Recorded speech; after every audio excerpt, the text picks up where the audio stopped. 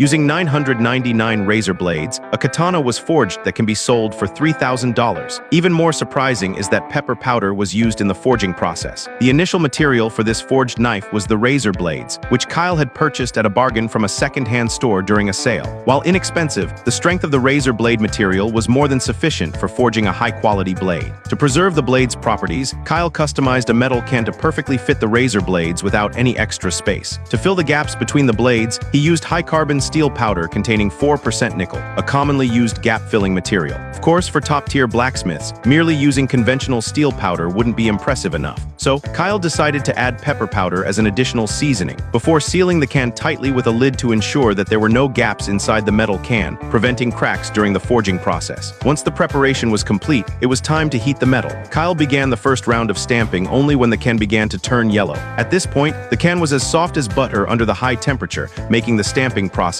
easy. After confirming the can had fused together, Kyle immediately began to forge and elongate it. The results were flawless, thanks in part to his skillful technique and smooth handling. Soon, Kyle had stretched the steel billet to a sufficient length. To most blacksmiths, this would be more than enough to forge a knife, but for Kyle, it was far from enough to showcase his craftsmanship. After some polishing, he cut the steel billet into 4 parts. From the side, the patterns of the blades were clearly visible, and if he simply hammered them as they would already be considered a work of art. However, Kyle chose to weld the 4 pieces together.